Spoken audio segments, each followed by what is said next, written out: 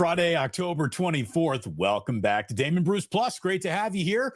Big weekend of sports coming up. It's been a hell of a year this week in sports. I mean, good God, scandals just popping up everywhere in the NBA yesterday. A very important week 8 and a 49er team that we're still trying to figure out what do they actually have here. This is a really good time to be a sports fan. World Series starts tonight. The NBA, for good and it's bad, totally underway. How entertaining. Here's the thing. On a night where the NBA really needed a little basketball to bail them out of the headlines that you saw all day yesterday, they got it. What a performance by Curry, beating the Nuggets in overtime last night. Jimmy with a big three-pointer. That was an awful lot of fun. It really was. So we got some things to talk about. We got our very good friend Sam Betesh joining us in about 5-10 minutes when he gets out of his meeting down at ESPN LA. Now he is your post-game host of your Los Angeles Kings. So Sammy's got a little bit of a busy morning. He'll be joining us in just a little bit. But it is wonderful to have you here. And when you're thinking about lunch today, tomorrow, this weekend, check out my guy. Check out this guy right here. Ike of Ike Sandwiches. I'm telling you, he's got something absolutely delicious just waiting for you, ready to go. This is me as a sandwich. How much better do I look as a sandwich than as a human being? I also taste better, too. So you're going to want to go to Ike's. I hope there's one near you, around you, or will be opening soon. Over 120 locations, growing quickly. Free sandwich when you sign up for that Love Rewards program. Thanks to everyone at Ike's. I mean, I don't know where you're going to watch Game 1 of the World Series. Does the Dubliner open at 10 a.m. for kickoffs, early kickoffs? I don't know. Either way, Dublin or West Portal is where you want to go when you need the best Guinness in all of San Francisco and just want to hang out in a cool spot with some cool people. And that's just my kind of bar right there. Dublin or West Portal. We thank them for being incredible sponsors here. And on a day where talking about the interesting relationship that gambling and sports now have together, which we did all day yesterday, I also want to remind you we're brought to you this football season by Sleeper, the world's fastest growing fantasy site. Of course, use these things responsibly and without FBI investigation. If you're actually a player, do not go shaving points or limiting your own minutes if you've got sleeper parlays. But I'm telling you, it's a great place to check out.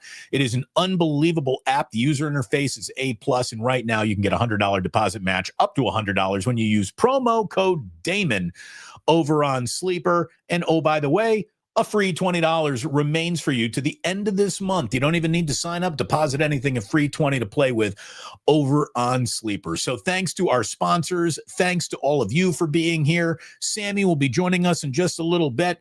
And I'm going to tell you something. I mean, Larry understood what I was saying today on Wake Up. He didn't really want to hear it, but I think it's the truth.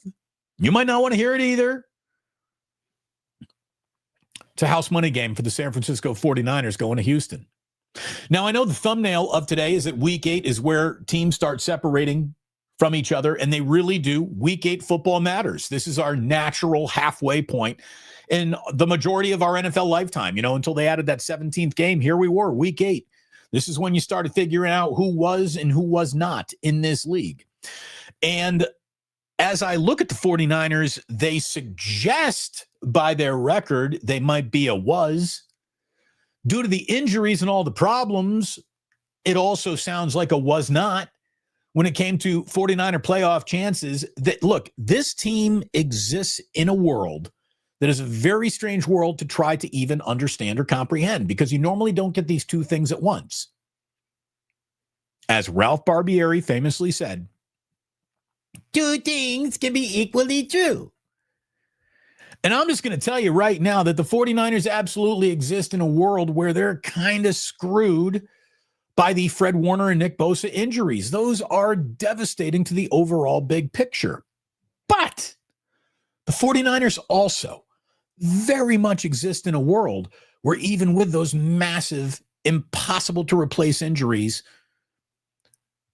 they're going to get better as the year goes along.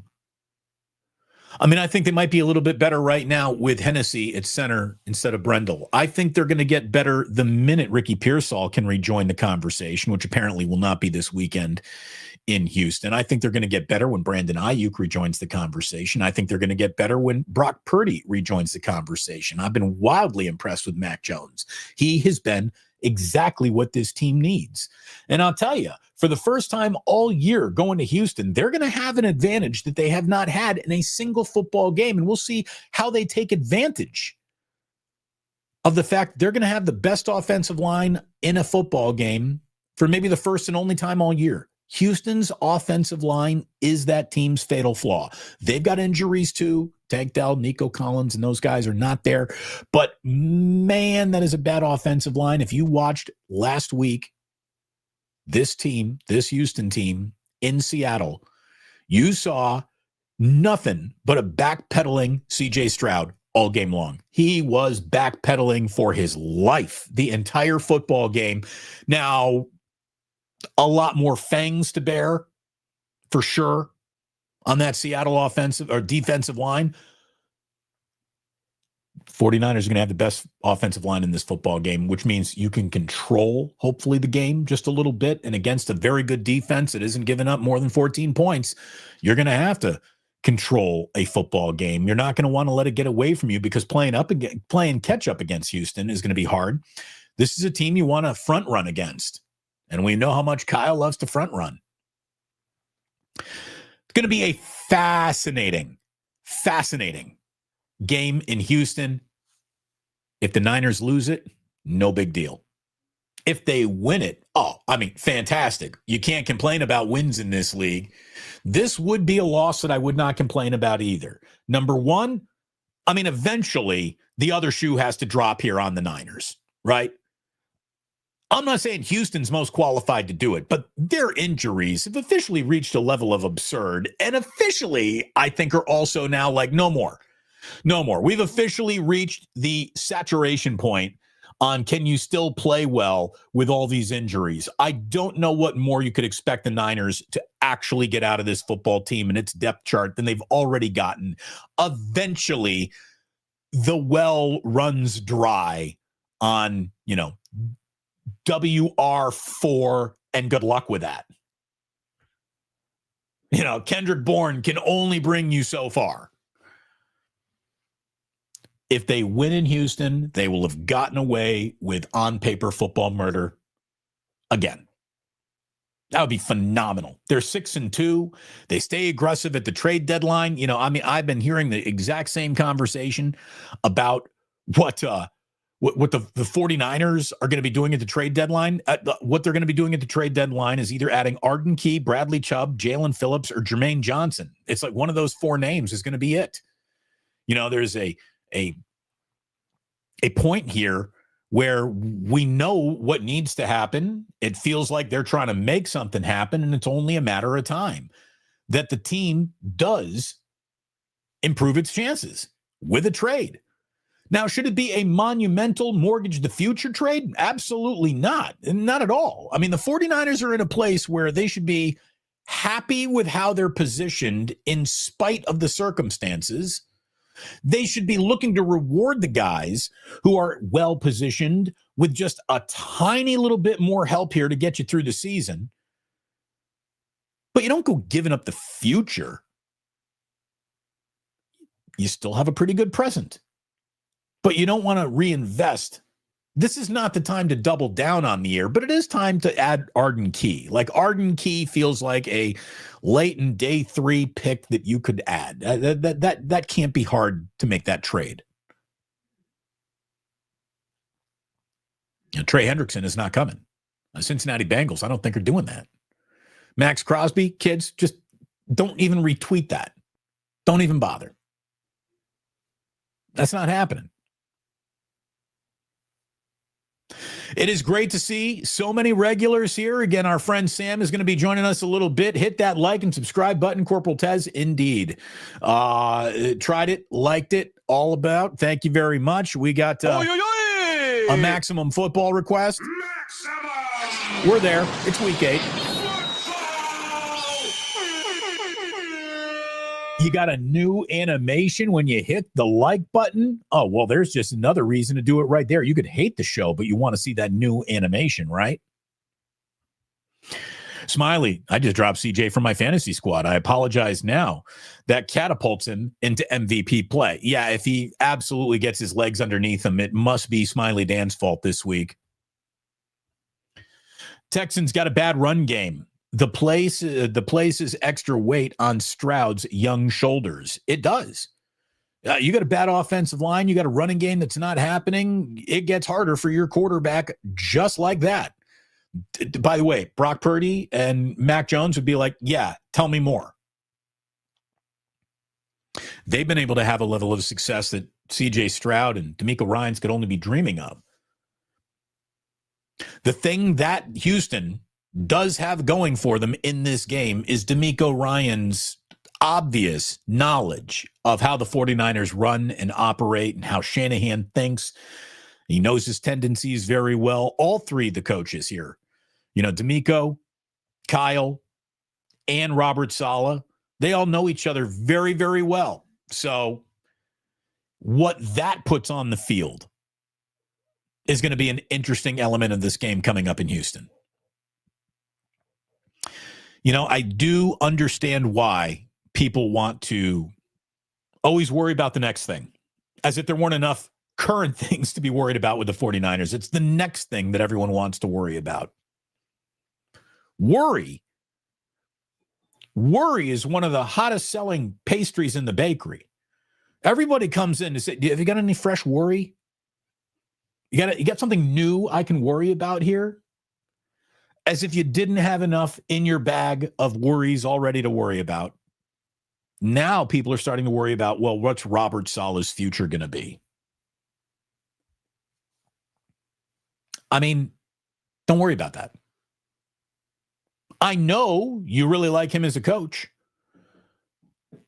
If you like him so much as a coach, you must know that he is head coaching material, and some smart football team will reapproach him. What the 49ers do at that point is one of two directions. Say, congrats, Bobby. Go get it, big fella. Thanks for coming back and being part of yet another successful story of the Kyle Shanahan reclamation projects. Quarterbacks, coaches, people off the street come in. Kyle rubs his hand on their tops of their heads for a little bit, and they become candidates as coaches or quarterbacks who other teams are interested in. This is a good attribute for the 49ers to have, by the way, as a franchise. The fact that Kyle is a guy who can fix things, fix reputations, fix careers, it's a nice magnet for the 49ers to hang on the refrigerator that other people walking by the fridge have to notice. That's why they're thinking of popping into the fridge, seeing what's in there. Gus Bradley is on this coaching staff already. The next defensive coordinator for the San Francisco 49ers is already working on the team. And that would be an easy succession plan. What would also be, I would think, very easy is the 49ers just deciding, Shanahan and Saleh, they really are the bee's knees in terms of the coaching staff that Jed York really wants to keep around. So guess what you can do, Jed? You can pay Robert Saleh as much money as you want. Would you like to pay him $1 more than your head coach? That would be weird, might be a little awkward, but you could do that. To retain Robert Saleh as the 49ers defensive coordinator, Jed York could double the highest price coaching salary in the league and say, here you go. How much do you really want to be a head coach? How much do you really want the next Tennessee Titan beat writer to get to you in terms of questions? Or you can make more money than you could even as a head coach by staying right here in a very good, advantageous, successful situation where it seems like every day your reputation only grows. I think I'd be able to sell Robert Saleh on the concept of staying right here. Saleh has made it abundantly clear that, dealing with the media, especially that New York media, wasn't a very fun thing. I don't know. I think Saleh is enough of a football guy to where just coaching football might actually sound good to him. Especially if you can go ahead and buy me out of any desire to just be called head coach because it sounds fancy and it gets you a lot of attention. I mean, maybe Saleh's wired like Jay-Z when he's just like, dude, take the money. Fuck the fame. Seriously. You want to be rich and famous? Be rich. Famous is its limitations. It really does. Big week 8 around the NFL. Big 49er game that they actually can afford to let go, slip off, and they got 2 games in a row here on the road, in Houston, in New York. The choice between winning these 2 is no choice at all. You want that NFC game. This is an AFC game. There aren't any losses that you could take that would affect the bottom line less than this one. Reality is going to come for the 49ers. They have already treaded water when they should have drowned. Let's see what they do. To me, they're playing with house money. They go, they win this game, super duper 6-2. How about that? They lose this game, no big deal. And hopefully the Philadelphia Eagles knock a little stuffing out of the New York Giants, who are about to think that they're capable of being a decent football team. We'll see about that. We always see our good friend Sam Betesh once a week, and we used to do it on a Thursday, but then he got all big time on us. I mean, we're talking about the voice of Los Angeles Kings postgame. He now, like Johnny Cash, only wears black. That's it. Time. Little silver accent in the hair. Of course. He's using a little Grecian formula. Now he can, honey, I'm going gray. It fits. We're doing it. Motif. Sam Betesh joins us for a weekly, hey, how are you? Always a pleasure, Sammy. What's going on? Damon, hello. The name Samboni, which it's starting to stick. Samboni kind of makes sense with the Kings here. And you're right. It's so nice to call gray silver. Doesn't it sound nicer? My hair has a silver, right? Not a gray hue, but a silver hue. And with the Kings colors behind me, the silver is a nice touch. So we'll go with that. I love where you're going in regards to the Niners. I love where you look. You and I are on the same page on this because I was one of the first to say this. I said the Jacksonville game was irrelevant.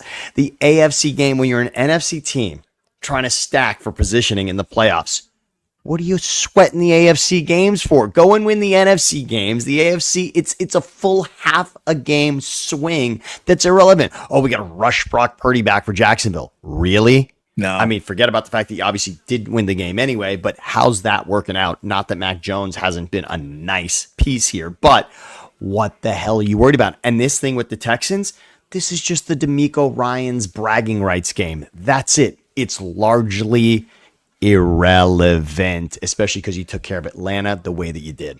I'm not telling anyone to like a loss. No. I'm not saying be happy with it. Of course you're not happy. All is not equal. All is not equal. Overreacting to a loss this weekend would be a fool's errand. There's no reason to do it. Again, look, I don't like complaining about wins, and I know that that's a lot of what people do generally that are talking about games. There's a lot of complaining about wins, which I don't love. I don't think dissecting wins is really worth the time. If you want to go forensics on a loss to make sure it doesn't happen again, I'm okay with that. But in regards to the wins, there's really very little, unless you lose a major player in a win. Obviously, then you can talk about how that's going to be moving forward. But overall, the wins we don't need to cry about. And the losses, they're not all created equal. The Rams games are going to mean more than your Texans and Jaguars games. Let's concentrate on that. Could there be a tiebreak with the Giants that matters? Not necessarily, but is your conference record going to matter if you're trying to stack against the Lions going for the 1 seed? Yeah, you better believe so. Yeah. That's going to matter.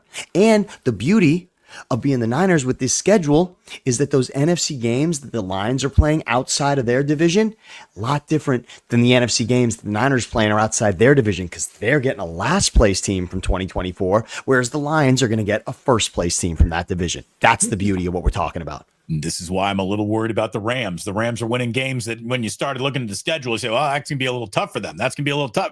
How about the NFC West? In a year where we keep on saying, and correctly so, that this shit is wide open, the NFC West is saying, well, when it comes to best divisions in football, why are we really not brought up instantly all the time as the default thickest division in football? The only team in football that is offering you not 1, not 2, but 3 5-win teams right now. So, by the way, how do we stack it? Halfway through.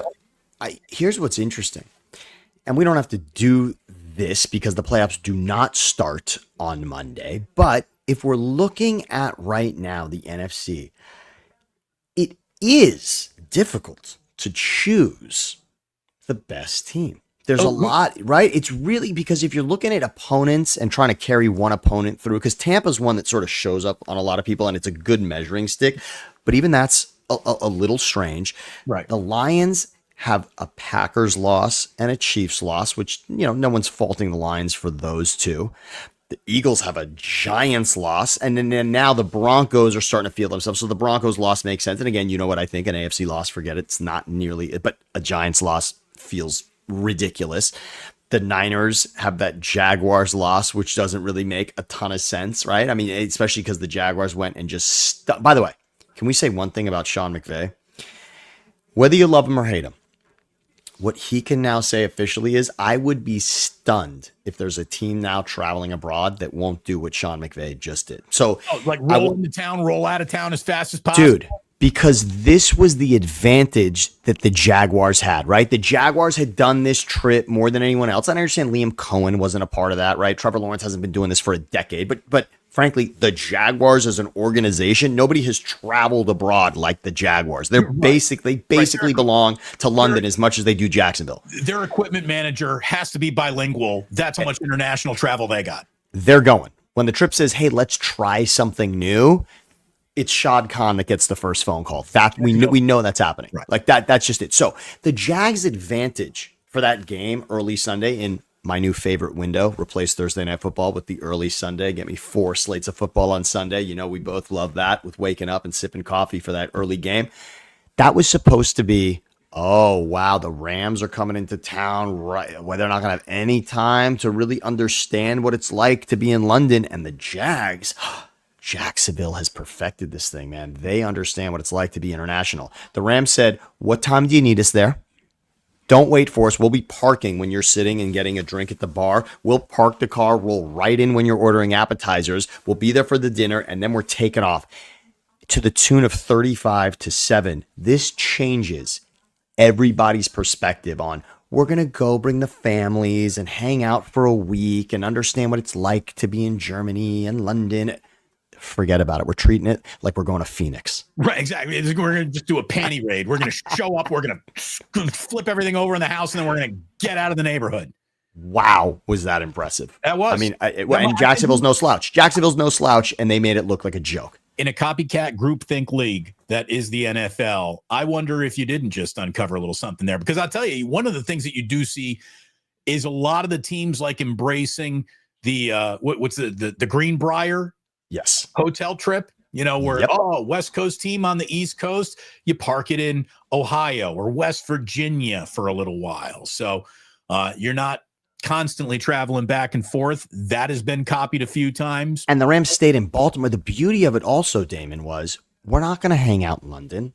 We're going to hang out in Baltimore. We're sitting tight and waiting, and we're treating this like a business trip. I don't care what you're visiting while you're there. I don't care what you're eating. I don't care what you got. I don't care about the photographs you got outside of 6:30 Pacific time a.m. Sunday to 9:30 Pacific time a.m. Sunday. Those are the only photos I want to bring back from that trip. That's it. And by the way, I don't want anybody complaining about a thing here because of doing, instead of doing 3 weeks of the same 3 dishes and bangers and mash, you can just have a week of crab cakes. You're in Baltimore. Baltimore, hang out. And again, so get acclimated to that. And by the way, and we're hanging out after the game, not before, right? We're not dealing with all of the BS that's going to happen with players going and exploring new things. And no. After that game, we're chilling and hanging out, and then we're going. I'm sorry, but that was a big move that's going to change the perspective in this league forever on traveling abroad. By the way, how often do you get to say, what's going to be better for you, more delicious, and conceptually a little safer? Baltimore. So that's the safe place. You want a safe place to hang out? Go to Baltimore. Go to Baltimore. By the way, I do love a good movie title, and then the movie title, even though it's that good, you still need the parentheses. Oh, yeah. Your movie right now, without a doubt, is Sam Boney. But your parentheses, Hamantaschen on ice. That's great. Hamantaschen on ice. There it is. Irwin, genius. Thank you, Irwin. Thank you, Irwin. You nailed it. You absolutely nailed it. Hamantash on ice. And wait until Aunt Marlene gets a load of that because she's going to be pretty damn excited. I cannot wait. That is so good. That is so damn good. Also, for the Eagles, I want to tell you something. Here's the thing. Can the Eagles beat a little stuffing out of the New York Giants this week? Can you do a little solid for the Niners? So here's what's interesting. You'd like to think that the Eagles have everything, not necessarily to gain, but certainly not to look past in this game because they lost to the Giants 2 weeks ago. Right. But think about what happened to the Giants in that game in Denver. I mean, 19-0 fourth quarter turned into a loss in a game in which you came back to take the lead again in the fourth quarter after losing the lead in a great play by Dart diving into the end zone. Hey, I'm not even sure you can give up 33 fourth quarter points in a win and feel good about it. Much was so. I'm trying to understand, like, win probability doesn't quite do it justice. Right. You just have to. It's really just about talking about the points. 19-0. How do you even How do you not get blown out when you give up 33 points after you're up 19, right? You're up 19-0. You give up 33, and you're still right there with a chance to win the game. So it was this epic meltdown that was followed also by some pretty spectacular moments for the Giants, and they lose the game. My point is, it's not like the Giants are coming in here feeling tall and mighty either. They're feeling like, wow, we got to get our shit together because of what just happened to us. I did tell, though, I have a cousin who's from Philly and a big Giants fan. Screw you, Joe. What a terrible, but I mean, you're raised by an Eagles fan. What are you doing? But okay, so he's a Giants fan, right? But I told him 2 weeks ago, Damon, you know what I said? I don't love the divisional 3 weeks apart, 2 games thing. I said the Giants are going to get one of those games. I don't like, I think the advantage from a game prep standpoint there was with the Giants. I think getting a shot at the Eagles, bang, bang, back to back is your best opportunity. And now it's the Giants that could sweep that series, not the Eagles. And who thought that was going to happen? By the way, now we started a debate about London as a food town. Okay. Lived in London for 3 years. Food is amazing there. London is so diverse. You can get anything and more than that in the Bay Area. Well, look, I loved London too. London does not want to get into a food fight with the city of San Francisco. San Francisco will dunk on London. Who does? But I mean, when you're talking about food cities, when you're really talking about food cities, eclectic food cities, I'm not going to say for one course or one type of meal, but when you're talking about the amount of different meals at an elite level that you can get in a city, right? That conversation is San Francisco, New York. I don't even know, like, where else do you want to go with that? Paris, Dubai, Tokyo. Dubai, Las Vegas has emerged. It's becoming that. Yeah. But look, I will tell you this: the single greatest Indian meal I ever had in my life was in London. Okay. Are we saying that this is London's food? You know, I mean, that's the thing. There's a little. All I can tell you is that there is a lot of good food in London, and there is also the same menu just about in every single restaurant, and it's like bangers and mash and 4 days in Hawaii, you don't need a macadamia nut encrusted anything for a while. And here's the problem. Can I just say this much? Let's go down this path for a second. Fish and chips, and I'd love to hear in the comments on this. So I'm going to say universally that fish and chips is good. It's good. I mean, you're frying sort of a nice fluffy fish, and you're giving me French fries. Like, really screwing that up is tough. But I'll say this: what if I told you that all the heavy lifting in fish and chips is being done by the tartar sauce? And by the way, here's what I want to tell you about tartar sauce. When I hear a place say that they've got the best fish and chips, you know what is overlooked more often than not, Damon? You can't really make a difference to my palate in regards to how you're frying those items. I mean, you can have a well-done fry, which is going to be better than a soggy one, of course. The frying is on a pretty level set area, right? I mean, you gotta fry, like, you're frying the food. That's in the way you're frying it, like, it's gonna turn out golden and crispy, right? You've done it right. You're putting it in oil. This is not a Ronco dehydrator. Don't give me the bullshit on the air fryer. Like, you're putting this thing in oil and you're frying it and you're getting it right. Okay, fine. When you're telling me best fish and chips, you better do something with that tartar sauce. The only way you're going to cut through and make a difference is if you do something wildly unique with the tartar sauce, because every bite of both the fish and the chips should be in that tartar sauce, because it is at another level of any any fish and chips that you can get somewhere else, and not enough places do that. They give you the same bullshit tartar sauce or the malt vinegar. No. Right. Do something interesting here. Put a little, what is that? Dill? What is it? What is that? What is Exactly. it? Your tartar sauce doesn't make me go, we're not doing it right. We're not doing it right. And I need a tang, and the dill and the pickle is a gorgeous way to do that. But imagine, I mean, just think about all the ridiculous things you could incorporate that. Give me an amazing sauce if we're going fish and chips. There you go. Thanks, London. This was a very important diversion in today's show. I'm glad we got to it. Getting back to week 8, this being a separator week. Again, Giants and Eagles. Eagles soften up the New York Giants just a little bit. Or, hey, the New York Giants do the 49ers an even bigger favor, and they beat the Eagles, which, either way, the Niners, I think, win a little no matter who wins that game. Yes. Packers and Steelers is an interesting one. Whoa. Which team is going to be the team that wins that? We got Aaron Rodgers already waxing poetic about how he will retire one day a Green Bay Packer, and what I think is one of the bigger, emptier gestures in sports. The return, the one day signing for the retirement. Yeah, you're right. What it really comes down to, Damon, is did I really need it? You were going to be a Packer in my mind, regardless. Like without that ceremonial signature. That's the thing. Did you need this closure? That's what it's about. You need exactly. You wanted one last press conference with that logo behind you. That's fine, but I didn't need it because in my mind I close my eyes and I see you with that helmet. That's just what it's going to be. Can we talk about the Steelers and the Packers one quick second? Yeah. Who are the Steelers? What have we gotten from them so far? And where's our level of, I think each week I'm willing to judge the Steelers on a 1 week basis. They're the one team that I'm really, it's like, what have you done for me lately? Every week I'm looking at the Steelers going, all right, who do you want to be now? They've been impressive in stretches, but because they lost 5 games in a row to end last season, I know it's a different quarterback, but I just cannot get comfortable. And as I told you last week, the Ravens are going to win that division.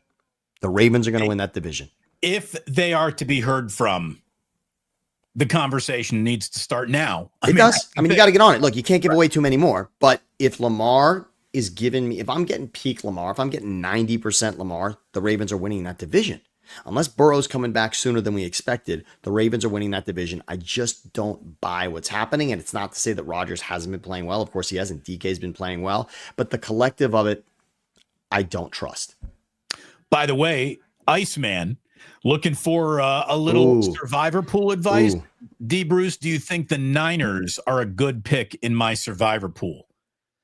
Well, let's go. I'm going to go here real quick. I want to check one thing. I'll just be totally honest with you. In all of the survivor pool, so I don't know who you've already played. I don't know what is off the board for you, which is a huge part in any survivor pool understanding. But I don't like the Niners in a survivor pool. Let me go through my rules of survivor pool, Damon. So generally in survivor pool, here's what's a smart strategy from people that have won money before. I did win money once. I had to split. We got to the last week and I split with the person I was tied with. So I did. I won. It was a nice chunk of change. We split it. We decided not to risk it. We basically hedged our bet and called it good and shook hands, which nobody loves in a bet, but that was nice. We won some money. But advice is over. Samboni style, the little Hamantash. So the way to go about this, what you're supposed to do is you're not supposed to choose divisional games and you should stick to home teams. That's sort of a strat, like until you run out of those options. Yeah. That's a good way to go because divisional gives you a lot of, wow, we didn't see that coming. Giants, Eagles a couple weeks ago. There's a lot of that'll happen, right? Cardinals always have a thorn in the side for the Niners, right? Like the worst Cardinals teams come in and give you their best game as the Niners well know, right? Like those things do happen. And then shit happens at home. Like a home team will show up once in a while and say, here we are, we're trying to define our season. So this Niners-Texans game would be great. I love an out of conference, but as a home team. I love that. If this was the Texans coming in, I could see that being a good pick for Survivor. I just don't love the idea that Houston could decide, wait, we're not letting Indy run away with this. They could show up at home and really do something here. I wouldn't be stunned if that happened. So there are others on the board for Survivor. And while you speak about it, Damon, I'll give you a good Survivor. By the way, you know what a good Survivor is? And I hate to say it now. And of course, the I told you so armchair quarterback bullshit, tell me on Tuesday. But the Chargers at home against the Vikings is a good Survivor pool pick. Right. There you go. Great pick. By the way, so I brought this up with Kruger on Wake Up. I want to bring it up with you too. Yeah. Rightfully so. I think we've all admired the job that Kevin O'Connell's done in Minnesota. I think we all look at the Vikings as a team that's pointed in the right direction more than the wrong direction. But I do have a follow-up question. Are you the decision maker on getting rid of Sam Darnold for J.J. McCarthy that is now Carson Wentz, which is sinking your entire ship? Are we ready to say, is it, so what you're really asking is, are we allowed to take half a season and say we've already come to our conclusion that you missed Darnold? I mean, is it fair to say that basically in this breakup, you're still shedding tears about Darnold? We can admit that? Only defensive posture that Kevin O'Connell could absolutely take in this argument would be, well, my guy got hurt. That's it. I had to go to Carson Wentz and what I saw and what I think. And, a year from now when he's healthy, you'll see what I saw and you'll get it then. And if he can tell me that and sell it to me and it comes true, he was right. We were wrong. That is the odds are not in that happening. And again, it's not just because Darnold didn't retire. So the easy part of this argument is, if we're going to court with this argument, you could literally just run tape from Seattle Darnold, right? You could just show, even in a loss, in that Tampa loss, he made his greatest play of the season. Darnold has stacked a lot of I'm still that guy this season for a Seattle team that frankly was not completely out of sorts last season, but eventually it eroded on them, and Darnold has them in position now where they are talking to the Rams and the Niners about, by the way, we can have a foothold in this division also. So when you've got the Darnold tape on top of McCarthy watching Carson Wentz in a game where you're not competitive whatsoever against the Chargers team that looked awful against the Colts 4 days earlier, here's the problem. Doing today's show, Damon, I don't think there's an argument. I think your only argument can be in the future. This is really about if J.J. McCarthy wins this division next season, then you're saying we couldn't have made the investment. That's it, right? We couldn't have committed the dollars to Darnold, knowing that McCarthy was going to be the guy that we're showing you and look, now. Darnold could still very much turn into a pumpkin here, and now we're not saying, oh, he is definitely the one that got away. Yeah, but October 24, 2025, I love to push back on things you're saying, but I would just say October 24, 2025, there's some explaining to do. Yeah, right now. You got some explaining to do because and you know what it is? Think about it. It's just there was something symbiotic about the two of them also, right? O'Connell's coach of the year, Darnold's up for comeback player of the year, right? There was just frankly, he was in the MVP conversation at one point last season. It was so they were in lockstep, and I'll make it a Philly thing a little bit. The Eagles, Foles came back the season after they won the Super Bowl. And admittedly, there was a little bit of a conversation. Foles got a huge contract with Jacksonville after that. The Eagles essentially did not make him a real offer to be, the backup that you knew could take over if Wentz. They made the commitment to Wentz. It's tough to say now because the Eagles did find a way to win a Super Bowl with an entirely new regime, which is kind of wild. You would have thought, if you told me that day the Eagles beat Tom Brady in the Super Bowl, that they were going to win another one, 5 or 6 years later, you'd be like, yeah, of course, Wentz won them a Super Bowl. To think that didn't happen at all, and it wasn't Foles or Wentz, goes to show you how quickly Peterson. Or Peterson, right? It goes to show you how quickly this league just sort of molts its skin and comes back as something else. But I'm sorry, right now you're just absolutely right. 5 years is an NFL lifetime, yes, for sure. Again, week 8 is when the cream starts to separate. Yeah. And today's thumbnail has a whole bunch of coaches in conflict at the bottom of it. Dayball is one of them. We got, Mike McDaniel wearing the crown of who might be next now that we've got the Brian Callahan decision from Tennessee. Then you've got Saleh and, Shanahan just kind of whistling through the graveyard. They should be dead by now, but they're all right. They're still in this conversation. As a matter of fact, they're sitting at the head of the table in this conversation. Head of the table. They are handing out the agenda to the meeting. They are running it. Yeah, they are running it right now. There is no 6-win team in the NFC. Not one. So 5 is the most we see. They have as much as anyone. And right when Atlanta was starting, right when we were about to tell you that Atlanta was really looking like something, they came out and ended that. And again, even the Tampa thing, you can say, okay, on the road, Mac Jones. I mean, there's a lot that you can say about that game as well. So the Niners are feeling pretty good. I got Jim Harbaugh on there. I think we could have put McVay up there. We could have put Sirianni up there. We could put Mike Vrabel up there. It's time to start talking about Mike Vrabel. It might be. It really might be. And I just, in a division with the Bills, it's tough for me to go there with the Patriots. Like, it's just because the path is such that I always ask myself in the AFC, all right, close your eyes. Do I see this team beating Chiefs, Bills, Lamar in a playoff game, right? I just go there no matter what. I just go there. And that's one that I can't envision. Last year, I'll admit, you know what I could see last season? When the Steelers beat the Ravens in the first match of last season, I said to Siciliano at the time, I could see the Steelers beating the Chiefs in an ugly playoff game. I could see, like, there's a scenario in which I could see that. They're a team that I don't really understand how they win. And so, like, I could feel like they could kind of do it in two ugly ways. That was something I could close my eyes and picture. I don't know that I'm there with New England. I'm glad you brought that up, because behind all of those coaches that I just mentioned in the thumbnail, coming through the smoke is Andy Reid. Let me just tell you, man, this Kansas City Chiefs team, the Dewey defeats Truman headline might have been a little premature. They still aren't who they used to be. Who among us are? The last of the Kansas City Chiefs has not been heard from. Not even close. So we have a league that is still undefined by a true lead sled dog.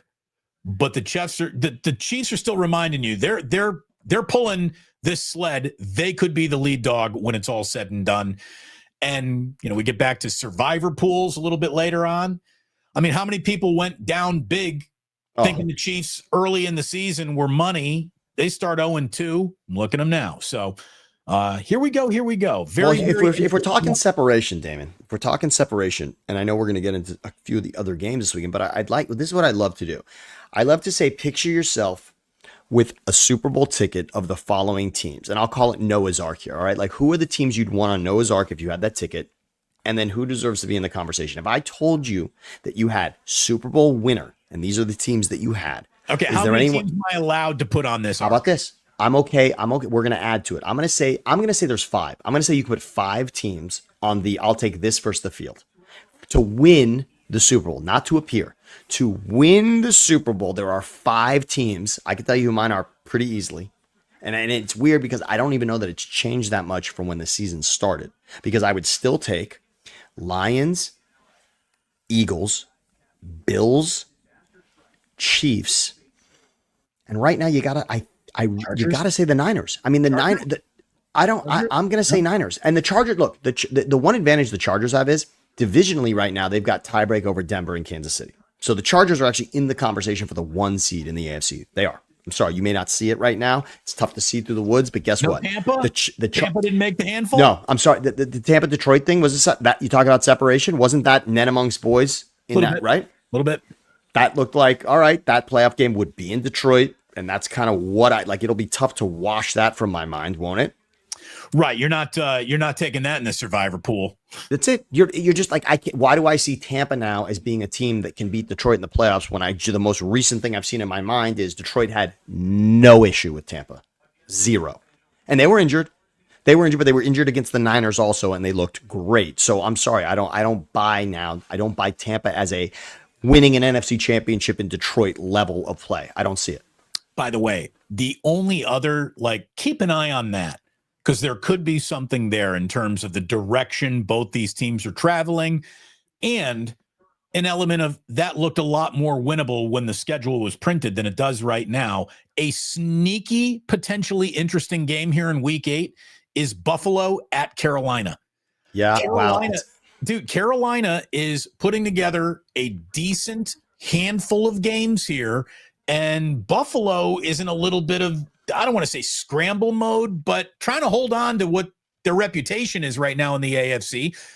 This is a bigger game than it certainly looked like. How about this? This would have been one of those Now you can take that road team in the survivor pool. Take the Bills on the road against Carolina. Sure. That feels good. I don't think it's just as in the barn as it looked. Well, do you remember we talked about this at the time, the Saints and Bills game, which was in Buffalo, by the way.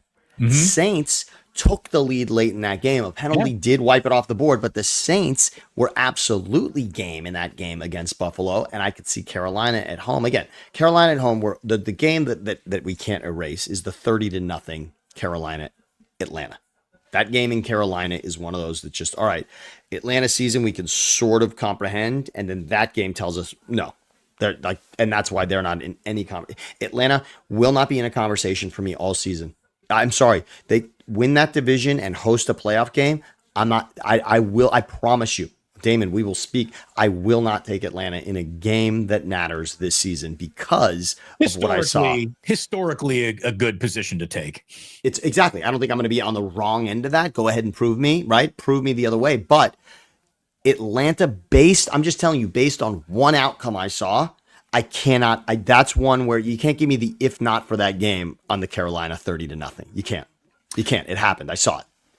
Week 8 will be very entertaining. We also got ourselves, here we go. Game 1 of the World Series I'm going to pick up something right now. Look at this. How do we not have a Drake Kendrick Lamar bet? We absolutely should. This is my Angels game used Vladimir Guerrero's senior bet. That there it is. Right now. 58 ouncer. It is. This thing, by the way, who swung a more intimidating bat than Vladdy Guerrero in regards to hitting a ball on a bounce? I mean, Vladdy's one of those guys who's got a hit on an intentional walk. Back when you didn't just send a guy to first, you had to throw 4 pitches. Vladdy just reached out, bang, got one. I love that the Blue Jays are here. I don't know. I think we should put it here in this chat. We should let people tell us who's going to win in how many games, and you and I should be held to the same standard. Part of me wants to say the Dodgers' best chance at being beaten was going to be Philadelphia. A lot of people said that was the World Series, and they only lost 1 game to the Phillies, including sweeping them in Philly. And that'll be their only blemish, that they're going to now sweep the Blue Jays as well. Part of me wants to be that bold and to just say they're going to crush everyone. They lost 1 game to Philly, and that's it. And then part of me says, man, Toronto can swing it. Like, could this be interesting? Like, Toronto can swing the bat. And then I'm going to tell you, after I hear from you, where I want to watch this game. I'm going to tell you about the coolest place that you can watch this game in the world. Okay. But so I am, I'm going Doyers in 5, gentlemen sweep. I do think Toronto can get 1. If I am Toronto, I am pitching around whoever the hot hitter is. I mean, if it's Ohtani, send him to first. If it's Freddie, he's going to first. If it's Mookie, he's going to first. And then you're going to see Max Muncy be named World Series fucking MVP because he got it done. And that's the thing. The Dodgers just don't stop coming anywhere now that they've got starting pitching and they have to worry about their bullpen a little less. I just think it feels insurmountable. I think this is Doyers in 5. Back-to-back champions, and it will be baseball's first back-to-back champion in 25 years. Wow, think about that since the Yanks, right? And by the way, the last time Canada won a World Series was a back-to-back champ. Toronto won 92 and 93. Of course, that Joe Carter moment against Mitch Williams, I'll never forget. By the way, anyone who's talking about that George Springer home run as the biggest home run in Blue Jays postseason history, you need to be fired directly into the sun. From the top of the CN Tower. Good God. How do you walk off a World Series and not end that conversation? Talk about something only a 28-year-old would say. Yes. And even so, way to go not knowing anything about you. Here's the craziest thing in the world. You would think that with the totally unbalanced pay scale and the very much accepted as standard conversation, you can buy a championship in baseball. All you need to do is spend dollar amount X. You're in the playoffs. And then from there, you got a shot. Only the incredibly wealthy have any shot. And there is an element of truth to that, but there's also another element of truth that since 2000, Major League Baseball has crowned more unique champions over the last 25 years than any other major sport that is capped. 16 different champions in baseball, 14 on hockey, 13 in the NFL, 12 in the NBA, Major League Baseball actually has had the most parity in terms of champions at the end of the year in a sport where it feels like we're always bashing it because it has no parity. It's actually the other way around. Like, let's not let reality get in the way of these spicy hot takes people are making. It doesn't make sense, but it's true. I love that you said that. And of course, the Dodgers could sort of buck that trend. If the Dodgers now give us a back-to-back and even just talk appearances, if the Dodgers are in the World Series this year, and again, big if, but obviously if they were to do it again next year, now all of a sudden you'd start to say, wow, we're seeing the same thing. Hockey, as much as you think there's parity there, and you do, hockey's had Tampa show up 3 years in a row in the Stanley Cup final, followed by Florida showing up in the Stanley Cup final 3 years in a row. So that, and frankly, their opponent's been twice 2 years in a row also. So that goes to show you that's a little bit on its head. And in that sport, the spending is quite even. There's not humongous differences in the spend in hockey and in baseball. There is. I love that stat. And by the way, fans, don't get caught in the minutia of who's spending money. I mean, look at the Dodgers lineup. Obviously, they got 3 MVPs. Yeah, they're spending money. They're also winning. And there's a lot of teams that spend a lot of money and don't get to this level. So don't give me fatigue on the Dodgers when they have, by the way, the greatest player in baseball. Look at the freaking Angels, who had the best player in baseball, plus the other best player in baseball, and never sniffed a thing. Right. The Dodgers have Shohei. The first 2 years they have Shohei. He has a historic season that we've never seen offensively, and then he has the greatest postseason game that you're ever going to see in your entire fucking life. And they're in the World Series again. I mean, that's spending the right money. And frankly, I'm here to see it, and I'm here for it as many times as you want to give it to me. That I'll take Shohei in the World Series, having at bats that matter. When your best player is playing in those games, that's when your league matters. Patrick Mahomes is better for the NFL because he's playing in the divisional round and the championship round and the Super Bowl. That's what you want to see. Your best players playing in those games. I'll tell you what the Dodgers don't have. They don't have the reigning College World Series champion manager coming in to fix everything the way that the San Francisco Giants do. Screw you, LA. You didn't even see that one coming, did you? Back to the rivalry that exists only in the minds of people in San Francisco and San Diego, right? LA is in a competition, as I've said before, with New York, London, Dubai, and Paris. And San Francisco and San Diego keep thinking they're in this big competition with LA, and LA has just never even acknowledged that that's happening. Beat the Lakers, so pipe that down a little. I love it. I love that. And it's not that it doesn't happen. What I mean is the whole city. What I mean is sports does prove it wrong often. I mean, I'm sorry, the Giants have if we're talking about a dynasty in baseball recently, guess who it was? Bruce Bochy and the Giants. Right. That's the dynasty. That's the SoFi Stadium, or as we call it, Candlestick South. Yeah. So there has been that. What I mean is, it's so funny that even in that, I mean, San Francisco could sweep LA in sports, and still the city of LA laughs at this idea that they're somehow jealous of San Francisco. It just doesn't happen. They just it becomes irrelevant. That part, for some reason, LA is just able to say, yeah, we don't care that much. When you know they do, but they just give off that air that it does not matter. But this World Series, if you're going to say 5 for Dodgers, I guess to be just interesting, I'm going to say Dodgers in 4. I'm going to stick to the fact that the Phillies got the 1 win. That's it. And the Dodgers are going to rip everybody else. But I am excited to see Toronto really give this a shot. And since 93, that's pretty cool. It's pretty cool to see Vladdy's son. For someone who grew up loving Vladdy on the Expos and then getting him here in Southern California as an MVP, to see his son who rooted when Vladdy won by the way, the year I got this bat was the year Vladdy won the home run derby in San Francisco, Damon. Remember, Vladdy won the home run derby that year when San Francisco hosted the All-Star game. That's when he won the home run derby. His son is rooting him on. It almost looks like Dusty Baker's son that JT Snow's picking up off her home plate. That's the age he basically is, and now he's in the World Series. Well, that's pretty cool. And first of all, I will always have a special spot in my heart for the Montreal Expos as a memory. Yes. So I'm always going to love the Montreal Expos, no matter who you are. You could be Pat Listash. I don't care who you are. I'm going to love you. So what I saw this is the little like 4-year-old Vladimir Guerrero walking around, and he looks like he's got body by Ewok. Yes. Like, this kid is just thick as fuck from the minute he's born, and you can tell this little kid is running around wearing some major leaguer's glove, his dad's backup glove, which is the size of his entire torso. And he's standing there on the line, as the national anthems are playing up, and it's just adorable. And the minute you have kids and you start seeing this father-son passing of the torch thing in sports, it hits you differently. It really does. I promised myself I'd never be one of those guys who would say, you don't really know what love is until you have a kid. But there's truth. There is truth to that. And when I see those little Vladimir Guerrero Jr. Montreal Expos photographs, it's fantastic. And to think, this is really happening. It's unbelievable. And he's playing for a Canadian team just like his dad. I mean, it's pretty cool. It really is. Awesome. It is. I'm sorry. It's awesome. Plus you got Bichette's son there. You had Biggio's son there at one time. I mean, it was like all of our memories were getting relived through Toronto. But unfortunately, we are sending the single greatest American athlete of all time, Shohei Ohtani.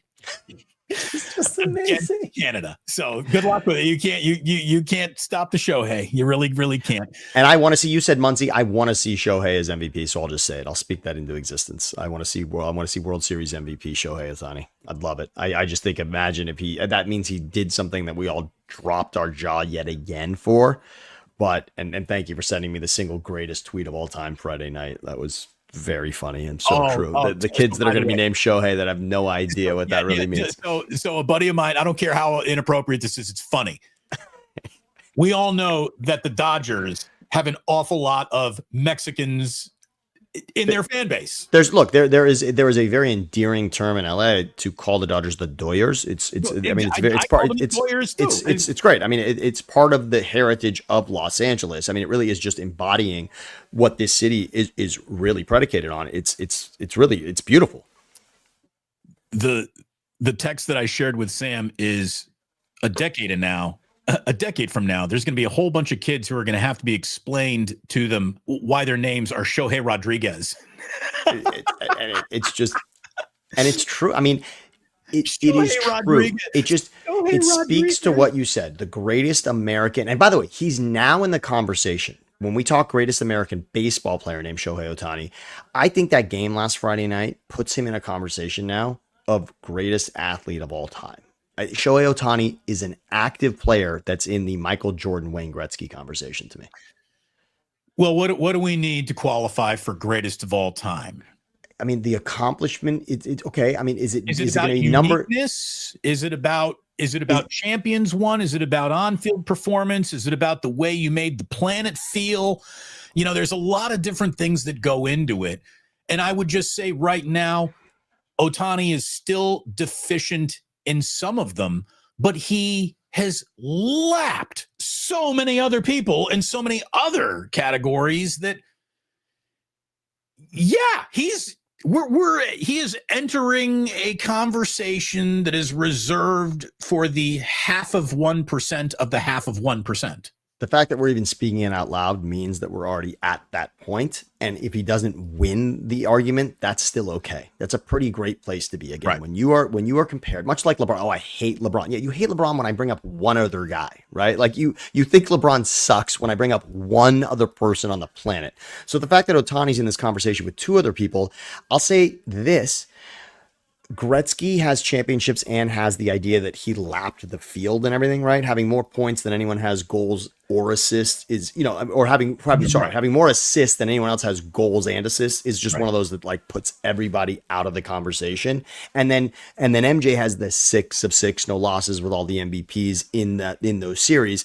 It's like the perfect resume, if you will. But Sam, bad news.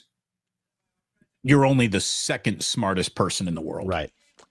You suck. You're dumb. You're dumb, right? You're dumb. You're dumb. In this room with this guy, you're dumb. You're no Einstein.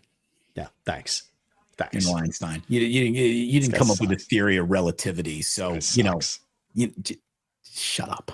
this guy sucks in comparison. It's just like, stop it. So Ohtani's in that conversation. We don't even have to settle the debate now. Just appreciate that he's in that conversation. There is no doubt that you and I could do a show that is twice as long as the live stream that we're already in on the nightmare that exploded all over the NBA. Oh my God. 48 hours into a season.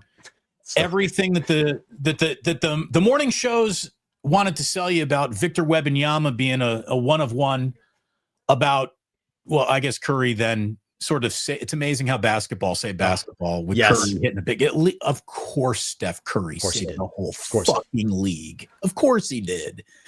What else would he do?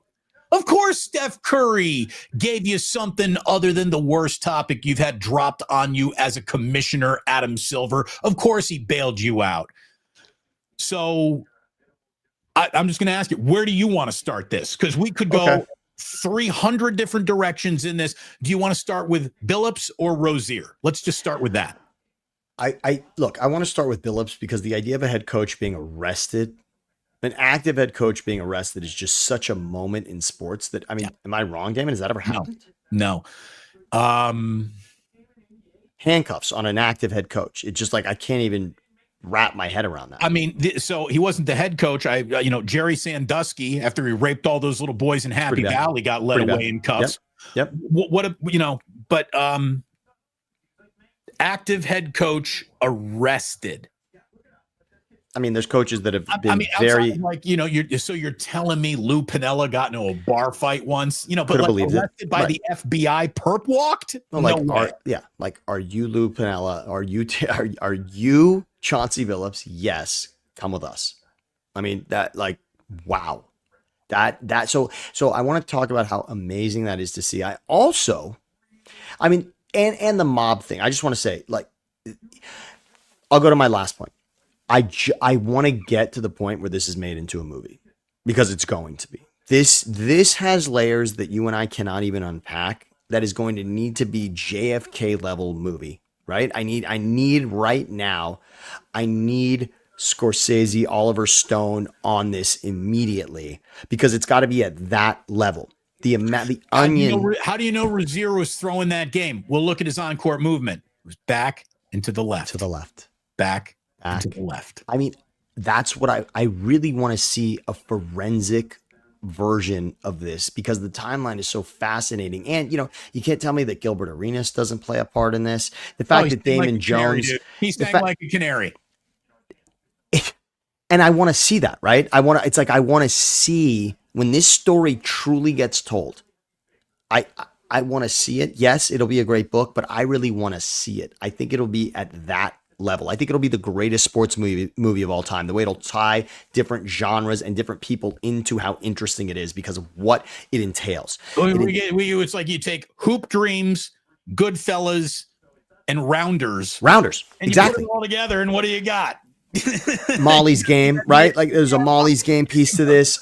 It's just Donnie Brasco, right? I mean, there's so Maverick much with Mel Gibson and James Brolin or James Garner.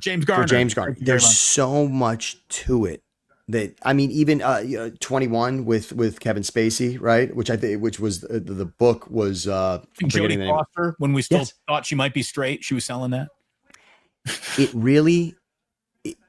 I love it. I got to say, as someone who just enjoys content, I love it. I also want to say that I just don't have, it's hard for me to get upset about gambling. I just want to admit that. It's hard for me to speak from a place where I can say, how dare somebody, like, winning money on a game or even trying to gain an edge there. I mean, every field has this idea that you could gain an edge. And of course, going to the people who are closest to the games is the way to do that. And frankly, people that were good, I mean, people that set lines at casinos, you don't think they're getting information? I mean, they're getting information.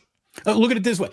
Why would you invest with any stockbroker who didn't have inside information? That's like, you want to feel like the person who's telling you to put your money somewhere. Why am I listening to King's post game? Because Sam Boney has some inside information for me. I'll give you something you can't get somewhere else, right? That's essentially that's the differentiator in everything that we do. And so somebody that was smarter than everybody else here had an idea and put it into motion. And like I said, all these things are going to be connected and it's all going to come out. And I think the Damon Jones thing makes it really fascinating. Obviously, the idea that we even get to say LeBron's name, that this story even gets to just whisper his name makes it that much more interesting. LeBron under his breath, he's like, motherfucker. I mean, this is the price of fame right here, right? I mean, it's really, really spectacularly fascinating. I love that what you said about Steph. I mean, Steph Curry, it'll ultimately be when we go back and look at Steph's career, he threw his mouthpiece in the crowd once, right? That's the one blemish. Right. That is the on-court equivalent of Obama wearing a tan mustard suit in terms of controversy. That's it. Steph Curry, that's it.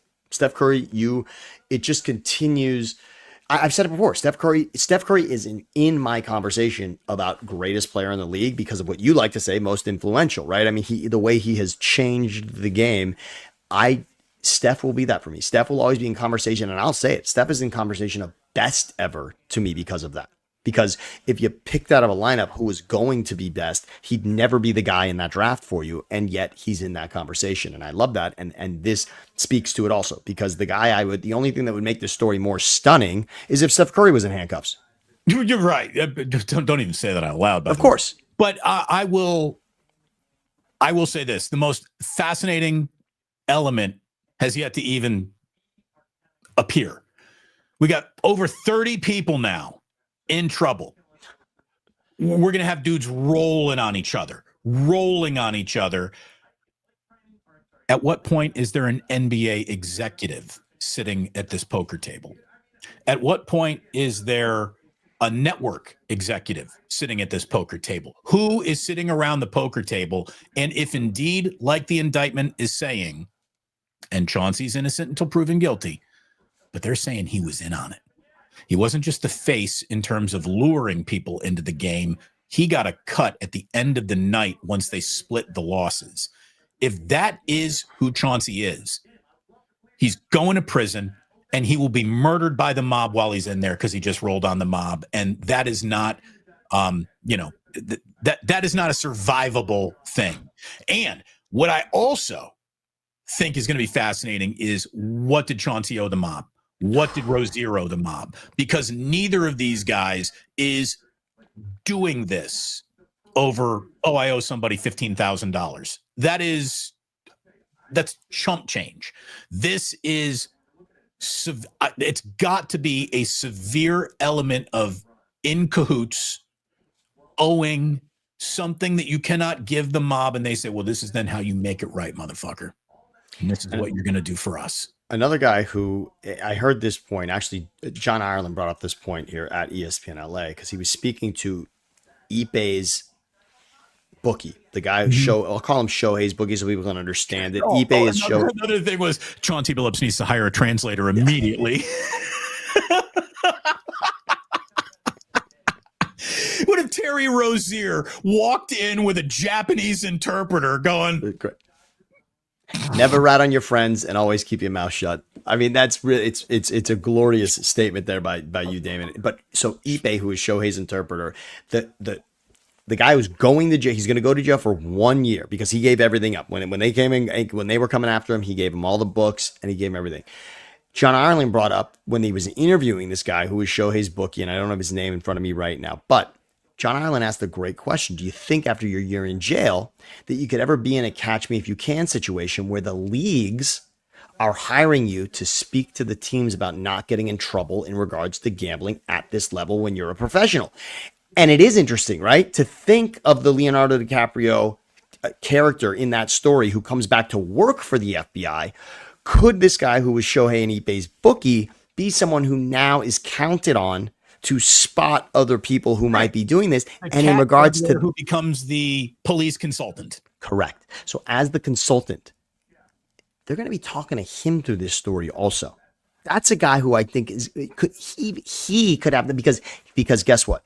He speaks to people who are moving large sums on games. He knows people who have the money to make this difference. He'll have information. And to your point about which exec is sitting at the table, I go to immediately, all right, in the NBA, we've got people in cups now. Will all of the leagues now have this level of involvement? Will we find the equivalent of someone like this in every league? Is it all coming for all the leagues? There are two subcultures which march through every professional locker room. Subcultures of pussy and subcultures of gambling. I know that is very curt and aggressive to say it like that, but that's what it is. If there is a fight in a locker room, in any locker room, it is over one of three things: playing time, women, money. Money owed in a gambling situation. That is what 90% of your any locker rooms fights are over. Why did Gilbert Arenas bring gold-plated weapons into the locker room? It was gambling. That's what that was. Where's my money? Where's my money? And by the way, yeah, Gilbert's involved. There is even if not, here's the thing. This is Cosa Nostra. Gilbert was apparently involved with the Israeli mob. It's going to be, again, it's going to need to be a movie. By the way, it's just so LA. It's perfect. You're right. No, this movie is it's going to be long. Everyone's going to complain about the length of this movie. It might be a limited series.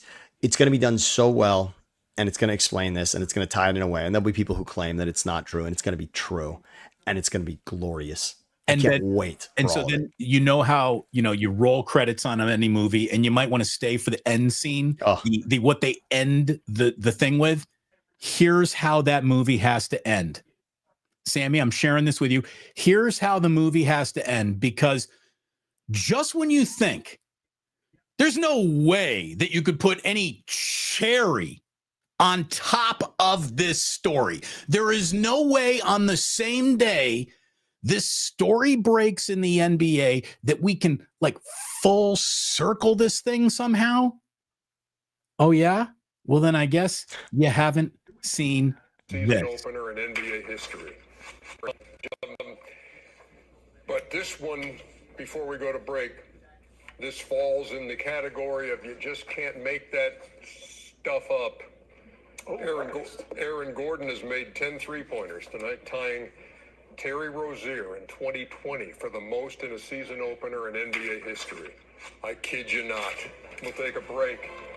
When we come back, Isn't that unbelievable? Aaron Gordon ties a record set by Terry Rozier the same day Terry Rozier is led away in handcuffs for rigging game. I guess Terry had the over that night.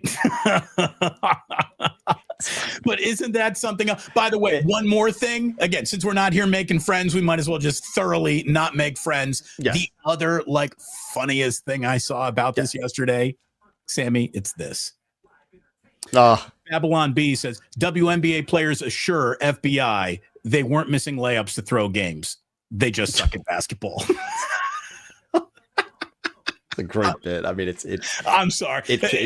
We ain't here to make friends. We're here to tell jokes. No, here's something in the look. Something can be insensitive and funny.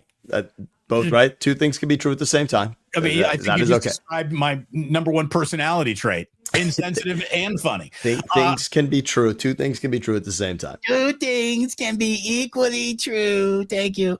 Okay, so are you ready for a little history? I think really am. It all. We are set up with the World Series, Week 8, legalese, court cases. We've done it all. And in fact, you know what? If this story takes another step, maybe we may have to invite our lawyer Drew Sherman back on to explain the layers of this. You're right. You're right. Because already I will say, impressive to hear the lawyer speak about Chauncey. And I almost want to ask a lawyer, Drew, in this case, what is it like to know when you're speaking about the honesty and the integrity of somebody, and then it comes back to just be so untrue, and you're left with that comment in your mouth? By the way, in case Drew is wondering how Colorado's season's going this year, has he been on the show yet? I mean, all I can tell you is that the booking or lack thereof says an awful lot about the state of that Buffalo football team right now. Well, after you retire those two jerseys, Damon, it's hard, right? You take those two legends out, right? Shador's in the rafters. What's left to talk about? Exactly.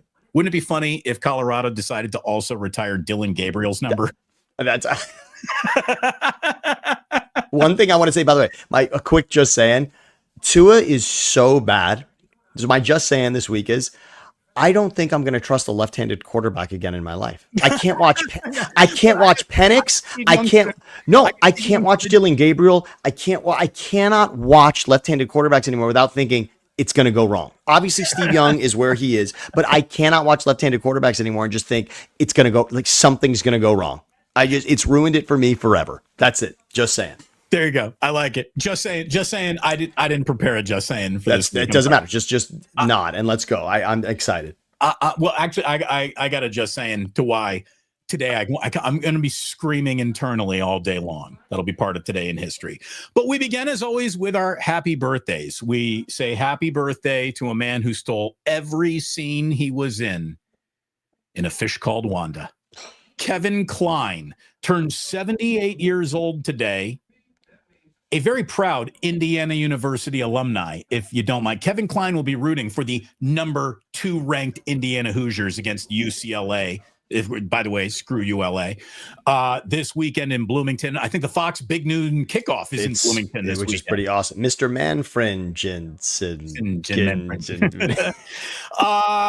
He's a very famous footballer, and I can prove it because I know who he is, and I don't watch soccer at all. Wayne Rooney, 40 years old today. Hey, maybe this is a little something in the atmosphere for the city of Toronto and the Blue Jays. Today, I remember when Wayne Rooney, by the way, came to LA. He joining the MLS. I mean, that was a humongous deal at the time. I mean, I'll give the MLS credit for going out and just. Wasn't Zoltan a big end? Yeah, absolutely, absolutely. Yes. I got to give the MLS credit for that. They know how to go grab a huge superstar and bring him into that league. Hey, what could be a better harbinger of things to come for the Toronto Blue Jays than today is Drake's 39th birthday? Ooh. You know what? I do like it. It's unfortunate. It seems Drake, outside of the Kawhi shot against the Sixers in that championship, it just feels like it always ends up going wrong for Drake on the biggest stage, right? Yeah. All I can tell you is that, the minute Drake showed up in Kentucky games, Calipari's like, I'm going to Arkansas. Yeah, see you later. If you can fuck up Kentucky basketball, you can. Yes. He might be one of my favorite rappers of all time, if you don't mind me saying. Screw Kentucky. Yes. Okay, it is Jaylen Brown, proud Cal alum, Boston Celtic. He's got to do it all on his own this year. He's 29. Amon-Ra St. Brown, 26 years old today. Happy birthdays all around. Today in 1861, the first transcontinental telegram was sent, basically bringing an end to the Pony Express right there. How about that? I wonder what the first telegram, Yeah, what was it? Yeah, hey, right? Test. I think it was test. Right. Test. Was it test or was Nothing. It right? Or was it hello? Or is it hey? Sup. S-U-P. I think it was what I think it was sup. What's going on? None. Sup. Did they have sup in 1861? Why not? It was supper. It was short for dinner. It was supper. Today, by the way, you want to talk about Crazy Annie? There's no doubt this chick fucks. In 1901, Annie Edison Taylor, at the age of 63, became the first person to go over Niagara Falls in a barrel. Wow. That chick fucks. Okay, we have you ready. We have you ready for this trip. We feel like you'll be perfectly safe in this. Trust us. You literally you brought me a barrel. Yeah, Annie, don't worry. You're going to be fine. Annie. It's a wooden barrel. What could go wrong? Here's the thing. Is it watertight? We won't know until we pushed you over the falls. But can I get out if I survive? We won't know that either. You ready? Good luck. Here we go. 3, 2. Strap it on. Let's go. 3, 2, and fuck yeah. Annie Edison Taylor. That chick parties. 1929, a record 12,894,650 shares of stock got traded. It caused real financial panic. The crash at 29, Black Thursday. Today. A 40-hour work week became the standard here in America. Today in 1940, the Fair Labor Standards Act of 1938. This is why I always really enjoyed my time in radio, because the 40-hour work week was something that I thoroughly rejected. No, I want to do my show and then go back home. It's nice. And I was allowed to do that for years. That's pretty awesome. And then I'll say on the other side of that, for years, overtime was just a humongous. It's like anything you could stack onto what I was doing at the time when I was making very little money when we started in San Francisco radio. I welcomed it, right? The idea of time and a half, which is like, yeah, I'm into that. Today in 1946, a camera aboard the V2 number 13 rocket took the very first photograph of Earth from outer space. Oh. The big blue marble that everyone who wants to insist is a flat earther says this picture doesn't really exist. Incorrect. The Earth is a sphere. We have this thing called science. And the minute you stop rejecting it, society can move forward. Thank you. Thank you very, very much for doing that. We've seen it.